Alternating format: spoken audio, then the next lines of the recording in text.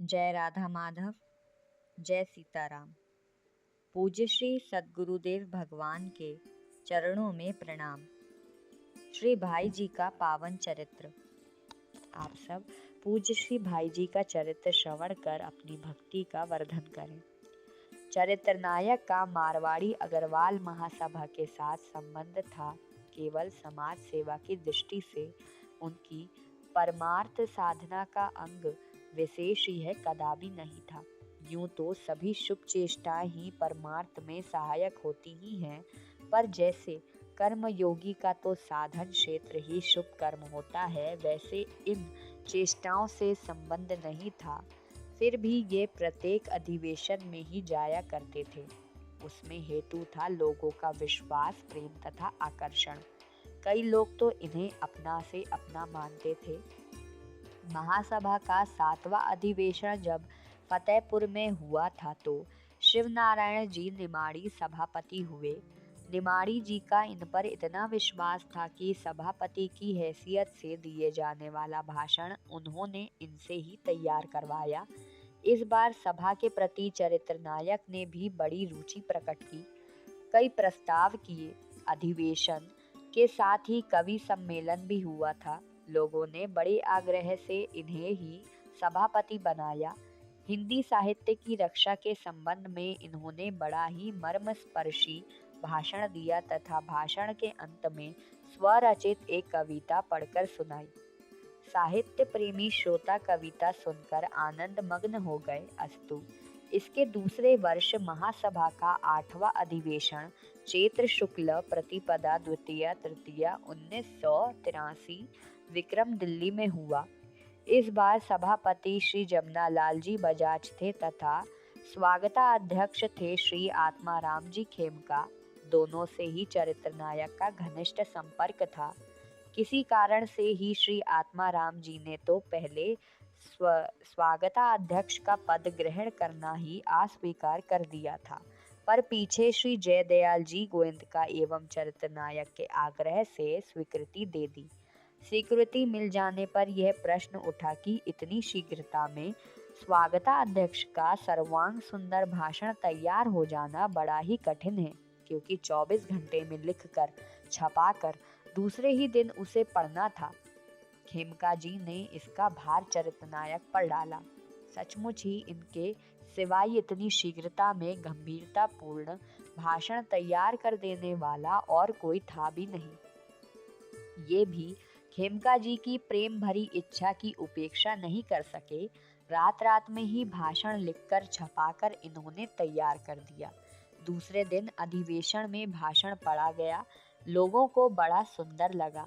अधिवेशन में श्री घनश्याम दास जी बिड़ला भी आए हुए थे। यद्यपि बिड़ला जी के एवं चरित्र नायक के विचारों में मतभेद था, पर बचपन की मित्रता बिड़ला जी अभी तक निभा रहे थे। इस बार का भाषण उन्हें भी मतभेद रहते हुए भी अच्छा लगा। वह अधिवेशन के समाप्त होने पर बात के सिलसिले में चरित्र नायक से बोले, भाई, तुम लोगों के विचार क्या हैं, कैसे हैं, कहाँ तक ठीक है, इसकी आलोचना हमें नहीं करनी है, पर इसका प्रचार जगत में तुम लोगों के द्वारा हो रहा है।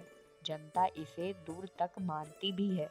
यदि तुम लोगों के पास अपने ही विचारों का, सिद्धांतों का एक पत्र होता तो तुम लोगों को और भी सफलता मिलती। तुम लोग अपने विचारों का एक पत्र निकालो। बिड़ला जी ने परामर्श के रूप में एक चलती हुई सी बात कह दी थी, पर सचमुच यही चर्चा कल्याण मासिक पत्र के जन्म में हेतु बनी।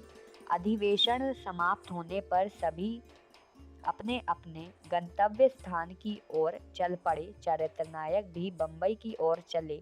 उस समय श्री जयदयाल जी चोरू से भिवानी आए हुए थे। उन्हें बकोड़े जाना था। सत्संग के लिए भिवानी में ठहर गए थे। चरित्र नायक के मन में आया कि दर्शन का सुयोग क्यों छोड़ूं, भिवानी चले चलूं, वहां से साथ ही रेवाड़ी चला जाऊंगा, रेवाड़ी से बम्बई चला जाऊंगा। यही हुआ। भिवानी का सत्संग समाप्त करके श्री जयदयाल जी बकोड़ा के लिए रवाना हुए। गाड़ी में अधिवेशन की चर्चा छिड़ गई।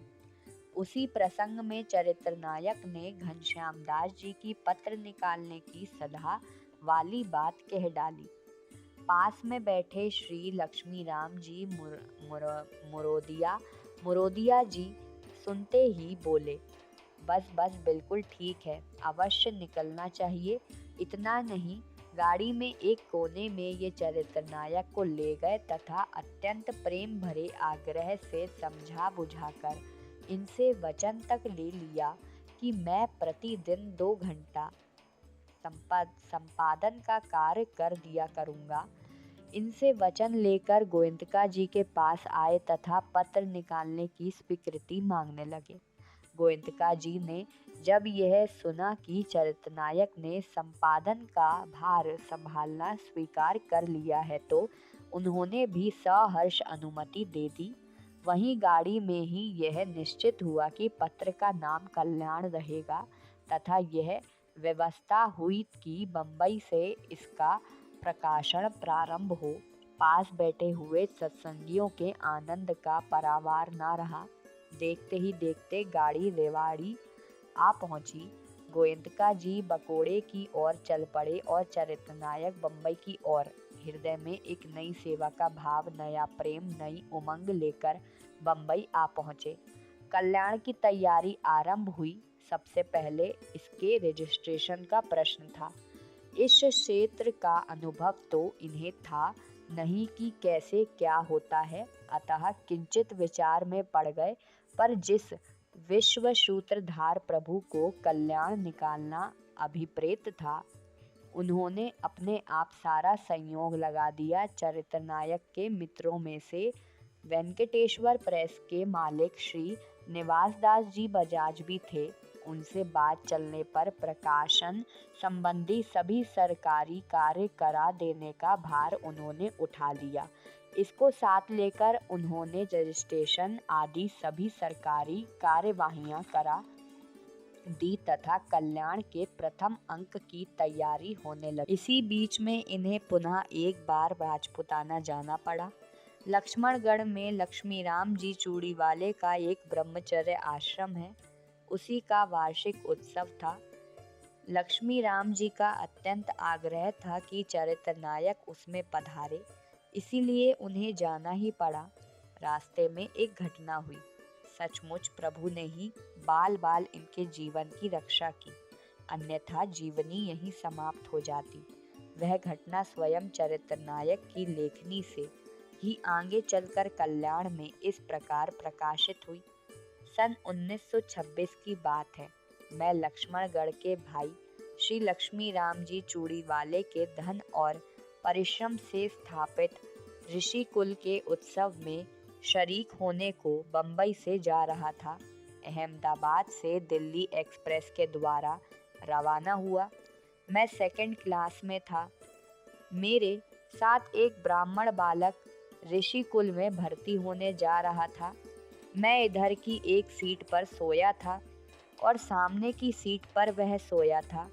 दूसरे दिन सुबह अंदाज 5 बजे थे। व्यावर स्टेशन पर एक टीटी महोदय हमारे डिब्बे में सवार हुए। मैं जिस सीट पर सोया था उसी पर मेरे पैरों के पास वह बैठ गए। मैं जग रहा था। अपने पैरों के पास किसी का बैठना मुझे अच्छा न लगा। इससे शिष्टाचार के नाते मैं उठ बैठा। सोया था तब मेरा सिर सीट की अंतिम तीसरी खिड़की के पास था। जाग कर बैठा तो वह खिड़की खाली हो गई। मैं बीच की खिड़की के पास बैठ गया और टीटी महोदय इधर की तीसरी खिड़की के पास बैठे थे। तीनों खिड़कियां बंद थीं। मैं टीटी महोदय के साथ बातें कर रहा था। इतने में ही पीछे से बड़े जोर की आवाज़ हुई और दूसरी सीट पर सोए हुए ब्राह्मण बालक ने एक चीख मारी। हम लोग भौचक्के रह गए। पीछे घूमकर देखा तो मालूम हुआ कि एक बहुत बड़ा पत्थर खिड़की के कांच में लगा। खिड़की का बहुत मोटा कांच टूटकर चूर चूर हो गया और उसके टुकड़े उछल उछल के सब तरफ बिखर गए। उसी का एक जरा सा टुकड़ा बालक के सिर में लगा था। इसी से उसने चीख मारी थी। मैं सोया। होता तो अवश्य ही खिड़की के पास मेरा सिर रहता और वह जरूर ही पत्थर और कांच की चोट से टूट जाता, परंतु बचाने वाले ने टीटी महोदय को भेजकर मुझे प्रेरणा की। मैं बैठ गया और बच गया। यह घटना अजमेर के पास मकरेरा और सरधना स्टेशन के बीच की है। अस्तु, भगवान के द्वारा यह अयाचित कृपा भरी रक्षा पाकर ये लक्ष्मणगढ़ पहुँचे। वहाँ साआनंद उत्सव समाप्त करके जितना शीघ्र बम्बई लौट सकते थे लौटने लगे, क्योंकि कल्याण प्रकाशन की मनोनिर्धारित तिथि निकट आ गई थी। पर कहावत है, देर हो जाने पर और देर होती है। वैसे ही इन्हें भी रास्ते में एक दिन की और देर लग गई।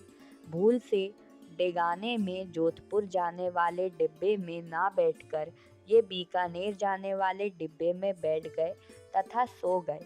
नींद तब खुली जब बीकानेर 3 स्टेशन बाकी रह गया था, अतः बीकानेर चले आए। दिन भर बीकानेर रहकर पूजनीय लाली माई जी एवं इष्ट मित्रों से मिले। मित्रों की बड़ी इच्छा थी कि बीकानेर 1-2 दिन और रहते, पर समय का अतिशय अभाव था, इसीलिए ये उसी दिन उनसे विदा होकर बम्बई चले गए। आज हम श्री भाई जी के चरित्र को यहीं विश्राम देते हैं। कल पुनः श्रवण करेंगे। श्री राधे।